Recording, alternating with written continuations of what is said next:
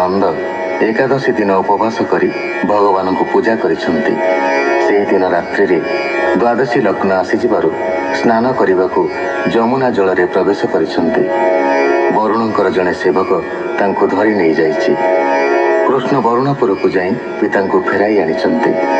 ପରବର୍ତ୍ତୀ କାଳରେ ସେ ଆତ୍ମୀୟ ଗୋପାଳମାନଙ୍କୁ ମାୟା ଅନ୍ଧକାରର ପରପାରରେ ଅବସ୍ଥିତ ପରମ ବୈକୁଣ୍ଠ ଧାମ ଦେଖାଇଛନ୍ତି। ଯାହା ସମାଧିନିଷ୍ଠ ଗୁଣାତୀତ ପୁରୁଷମାନେ ଦେଖିଥାନ୍ତି, ତାହା ଦେଖିଛନ୍ତି ଗୋପାଳମାନେ। ସୁକ ଉବାଚ ଶୁଣ ପରୀକ୍ଷ ନରନାଥ କୃଷ୍ଣ ଚରିତ ଭାଗବତ। ଶରଦ କାଳର ଯେ ଶଶୀ ମଲ୍ଲିକା ପୁଷ୍ପ ପ୍ରାୟ ଦିଶି, ଦେଖି ସାନନ୍ଦ ଦାମୋଦର ମାୟା ମନୁଷ୍ୟ ମାୟାଧର। ଗୋବିନ୍ଦ ବିଚାରନ୍ତି ମନେ ଆଜ ରମିବା ବୃନ୍ଦାବନେ। 16,000 ଗୋପ ନାରୀ ମୋତେ ବରିଲେ ତପ କରି, ମୁଁ ତାଙ୍କ ପୁରାଇବି ଆସ ସେ ମୋର ଭକତ ବିଶ୍ୱାସ। ଅନେକ ଜନ୍ମେ ତପ କରି ଏବେ ହୋଇଲେ ଗୋପ ନାରୀ, ରମଣୀୟ ଦେବୀ ନିଜ ପୁର ଆଜ ମୁଁ କରିବି ନିସ୍ତାର। ଏତେ ବିଚାରି ବନମାଳି ଘେନିଲେ ବିରହ ମୁରଲି, ତ୍ରିଭଙ୍ଗ ଛନ୍ଦେ ହୋଇ ଉଭା ଚାରୁ ଅଧରେ ବେଣୁ ଶୋଭା। ଗୋପୀଙ୍କ ନାମ ଧରି ଧୀରେ ମୁରଲି ଡାକଇ ସୁସ୍ୱରେ, ଗୋପୀଏ ଥିଲେ ନିଜ ପୁରେ ନାଦ ଶୁଣିଲେ ଯେ ଝା ଘରେ। ଦଣ୍ଡେ ଶୁଣିଲେ ସ୍ଥିର କରି ବେଣୁ ଡାକଇ ନାମ ଧରି, ଶୁଣି ହୋଇଲେ ଛନ ଛନ ବ୍ୟାପାରେ ନ ଲାଗିଲା ମନ। କର ଚରଣ ନ ଚଳଇ ମଦନେ କମ୍ପୁଅଛି ଦେହି, ନାଦେ ମହିଲେ ବନମାଳି 16,000 ଗୋପ ବାଳି। ଏକକୁ ଆରେକ ଲୁଚାଇ ଧାଇଲେ ଅସମ୍ଭାଳ ହୋଇ, କିଏ ଗୋପୀ ଦୁହୁଁଥିଲା ଗାଇ ବାଛୁରୀ ବାନ୍ଧି ଛନ୍ଦ ଦେଇ। ମୁରଲି ଶୁଣି କର୍ଣ୍ଣ ମୂଳେ ଦୁହୁଣି ପକାଇଲା ତଳେ, ମୁରଲି ଧ୍ୱନି ଶୁଣି ବେଗେ ଧାଇଲା ବୃନ୍ଦାବନ ଲାଗେ। କେ ବସି କାଢୁଥିଲା ସ୍ୱର ମୁରଲି ଶୁଣିଲା ସୁସ୍ୱର, ଡାକଇ ତାର ନାମ ଧରି ବେଗେ ଧାଇଲା ଗୋପ ନାରୀ। କେ କରୁଥିଲା ଦଧି ଯୋଗ ଶୁଣି ଧାଇଲା ବେଗ ବେଗ, କେ ଦୁଧ ଚୁଲିରେ ବସାଇ ମୁରଲି ଶୁଣି ଗଲା ଧାଇ। କେ କୋଳେ ବାଳକ ବସାଇ ଦୁଧ ପିଆଉ ଗୀତ ଗାଇ। କର୍ଣ୍ଣେ ଶୁଣିଲା ବେଣୁ ଧ୍ୱନି ଡାକଇ ତାର ନାମ ଘେନି, ବାଳକ ପକାଇଲା ତଳେ ଧାଇଲା ମଦନ ବିକଳେ। ସ୍ୱାମୀ ଶୟନ ସ୍ଥାନେ ଥାଇ କେ ଗୋପୀ ଚରଣ ଚାପଇ, ମୁରଲି ତାର ନାମ ଧରି ଡାକଇ ଆସ ବେଗ କରି। ପତି ଚରଣ ଥୋଇ ତଳେ ବେଗେ ଧାଇଲା କାମ ଭଳେ, କେହୁ ତାମ୍ବୁଳ ଭଞ୍ଜୁଥିଲା ଅର୍ଦ୍ଧେକ ହସ୍ତରେ ଘେନିଲା। କେହୁ ପାହୁଡ଼ ଗୋଡୁ କାଢି ଲେଉଟି ନ ପାରିଲା ଭରି, କେହି ତିଳକ ଘେନୁଥିଲା ଅର୍ଧେ ତିଳକ ସେ ଲିହିଲା।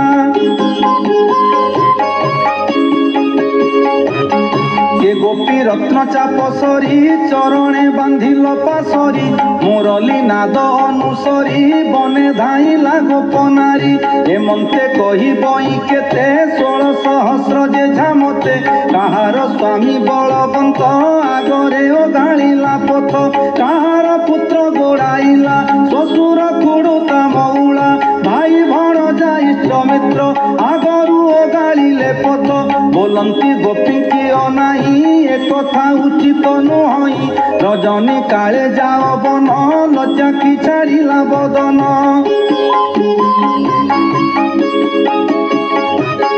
ଶୁଣି ବୋଲନ୍ତି ଗୋପ ବାଳି ବନେ ବିଜୟ ବନମାଳି, ଶୁଣ ଶୁଭଇ ବେଣୁନାଦ ମୁରଲି ବଡ଼ଇ ଆନନ୍ଦ।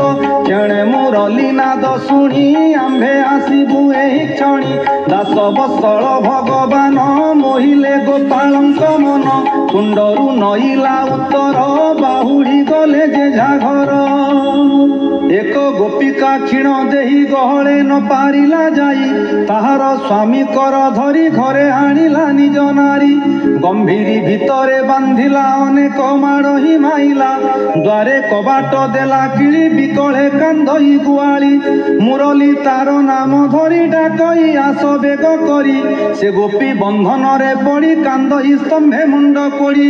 କୃଷ୍ଣର ଦେହ ଦେଇ ମନ କ୍ଷଣ କ୍ଷଣ କେ ଅଚେତନ, ସହି ନ ପାରି ତାପ ଭର ବେନି ଲୋଚନ କଲା ସ୍ଥିର।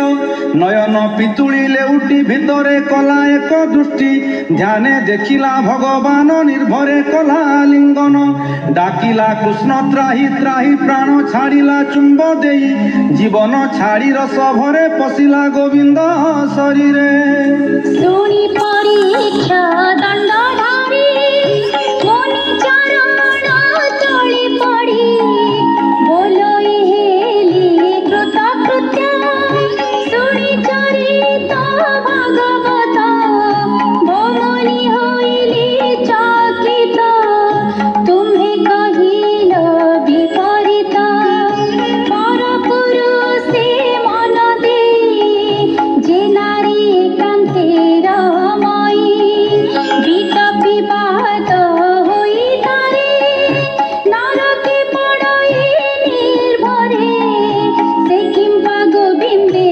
পশিলা মতে তো সন্দেহ লাগিলা স্বভাবে স্ত্রী জন্ম হই ধর্ম অধর্ম ন জানাই পর পুরুষে মন দিলা সে কিংবা কৃষ্ণଙ୍କୁ পাইলা শুনি হসিলে মুনিবর ବୋଲନ୍ତି ଶୁଣ ଦଣ୍ଡଧର ପୂର୍ବେ ମୁଁ କହିଅଛି ତତେ ପୁରାଣ ଶ୍ରୀ ଭାଗବତେ କୃଷ୍ଣଙ୍କୁ କରି ଶତ୍ରୁବାଣ ମୁଖ୍ୟ ହୋଇଲା ଶିଶୁପାଳ ଏ ଆଦି ଅରିପଣ କଲେ ପଶିଲେ କୃଷ୍ଣର ଶରୀରେ ମିତ୍ର ସ୍ୱଭାବୀ ଦାମୋଦର ଏ ଆଦି ଯେତେ ମିତ୍ରବର ମିତ୍ର ଏରି ଯେଣୁ ନାହିଁ ତରିଲେ ସୂକ୍ଷ୍ମ ପଦ ପାଇ ତାହାଙ୍କୁ ପ୍ରିୟ ମଣେ ସେବି କିମ୍ପା ନହିବେ ମୁଖ୍ୟ ଭାଗୀ ଭକତ ତାରିବାର ଆସେ ବ୍ରହ୍ମ ପ୍ରକାଶିଅଛି ଅଂଶେ ନିର୍ଗୁଣ ହୋଇ ଗୁଣବନ୍ତ ଦାସ ବତ୍ସଳ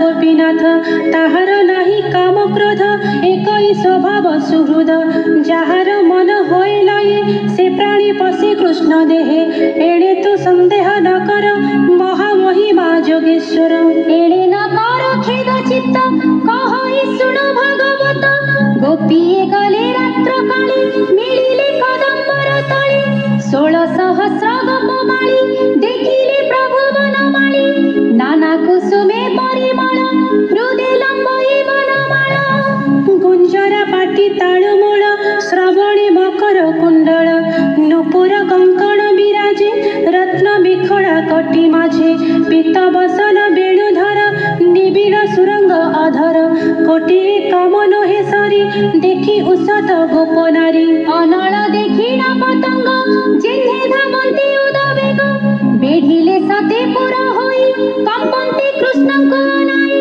ଗୋପୀଙ୍କି ଦେଖି ବନମାଳି ବଦନୁ ଥୋଇଲେ ମୁରଲି କୋମଳ